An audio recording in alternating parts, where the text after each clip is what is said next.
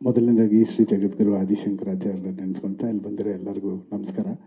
ನನಗೆ ಈಗ first ಮಾತಾಡಬೇಕಂದ್ರೆ madam ಏನು ಎದೆಯೆಲ್ಲ ಡಬ ಅಂತ ಹೊಡಿತಾ ಇದೆ. ನನಗೆ ಫಸ್ಟ್ ಟೈಮ್ ವಿಜುವಲ್ಸ್ ಮೇಲ್ಗಡೆ ಬರ್ತಾ ಇದ್ದಿದ್ದು 2-3 ದಿನದಿಂದ ನಮಗೆ ನಿದ್ದೆನೂ ಬರ್ತಾ ಇರಲಿಲ್ಲ.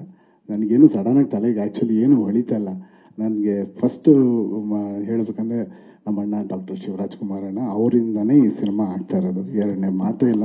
ಇಲ್ಲಾಂದರೆ ನಾನು ನೀವು ಹೇಳಿದ್ದು ಯಾವ ಪ್ರಿಪ್ರೇಷನು ನಾನು ಮಾಡ್ತಾ ಇರಲಿಲ್ಲ. ಯಾಕಂದರೆ ಅಣ್ಣ ನೀನು ಮಾಡುವಂದಮೇಲೆ ಅಷ್ಟು ಮಹಾನ್ ವ್ಯಕ್ತಿ ಒಂದು ನನಗೆ ಜ್ಯೋತಿ ಅಂಟಿಸಿದಾರಂದರೆ ನಾನು ಎಷ್ಟು ಸೀರಿಯಸ್ ಆಗಿ ತೊಗೊಬೇಕು, ಅದನ್ನು ಹೆಂಗೆ ತೊಗೊಬೇಕು ಅನ್ನೋದಕ್ಕೆ ಅದೊಂದು.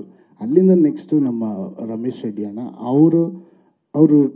ಅವ್ರಿಗೆ ಎಷ್ಟು ಹೇಳಿದ್ರು ಕಮ್ಮಿ ಮೇಡಮ್. ಯಾಕಂದರೆ ಅವ್ರು ಇವತ್ತಿನ ದಿನದವರೆಗೂ ದುಡ್ಡಿನ ಒಂದು ಪೈಸಾ ದುಡ್ಡಿನ ಮುಖನೂ ನೋಡಿಲ್ಲ.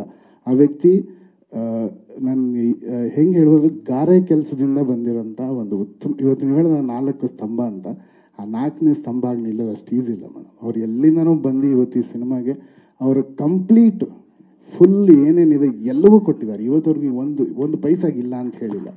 ಆ ಸಪೋರ್ಟಿಂದನೇ ನಮಗೆ ಈ ವಿಜುವಲ್ಸ್ ತರೋಕ್ಕಾಗಿದ್ದು. ಅಲ್ಲಿಂದ ನಾನು ಉಪ್ಪಿ ಸರ್ ಹತ್ರ ಹೋದೆ. ಉಪ್ಪಿ ಸರು ಅವ್ರು ಸುಮ್ಮನೆ ಹಿಂಗೆ ನೋಡ್ತಾ ಇದ್ರೆ ನನಗೆ ಅವ್ರದ್ದು ಎಲ್ಲ ಸಿನಿಮಾ 25 ಸತಿ 30 ಸತಿ ನೋಡಿದ್ದು ಬರೀ ಅದೇ ನೆನಪು ಬರ್ತಾ ಇದೆ ನನಗೆ. ಅವ್ರು ಫಸ್ಟ್ ಡೇ ಕೂತ್ಕೊಂಡು ಮಾತಾಡ್ಬೇಕಾದ್ರೆ ಅವರು ಚೆನ್ನಾಗಿದೆ ಗುರುವೆ, ಮಾಡೋಣ ಗುರುವೆ ಅಂದ್ರಲ್ಲ, ಅದೊಂದು ದೊಡ್ಡ ಆಶೀರ್ವಾದ ಆಗೋಯ್ತು. ಅಲ್ಲಿಂದ ರಾಜ್ ಸರು ರಾಜ್ ಬಿ ಶೆಟ್ಟಿ ಅವ್ರನ್ನ ಫಸ್ಟ್ ಪ್ರೋಸೆಸ್ ಒಪ್ಸೋದು ತುಂಬ ಕಷ್ಟ. ಒಪ್ಸಾದ್ಮೇಲೆ ಮೋಸ್ಟ್ ಈಸಿಯೆಸ್ಟ್ ಆ್ಯಕ್ಟ್ರು. ಅವ್ರು ಸೆಟ್ ಮೇಲೆ ಬಂದರೆ ಅವ್ರು ಎಲ್ಲರನ್ನೂ ಈಸಿಯಾಗಿ ಹ್ಯಾಂಡಲ್ ಮಾಡೋಂಗೆ ಅವರೇ ಮಾಡಿಬಿಡ್ತಾರೆ.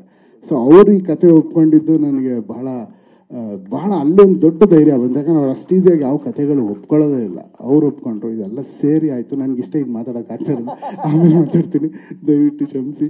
Thank you. And Satya sir, thank you for the beautiful visuals and support what you gave, sir. Thank you very much. Thank you, sir.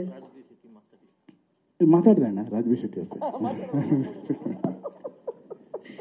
ನಾನು ಆಗಲೇ ಹೇಳ್ದಂಗೆ ಸರ್, ನಿಮ್ಮ ಹಾಡುಗಳು 45 ಸೆಕೆಂಡ್ಸಲ್ಲಿ ಆ ಹಾಡು ನಮ್ಮ ಹಾರ್ಟ್ಗೆ ಟಚ್ ಆಗಿ ನಮ್ಮ ಫೇವ್ರೆಟ್ ಸಾಂಗ್ ಆಗಿದ್ದಾಗಿರುತ್ತೆ.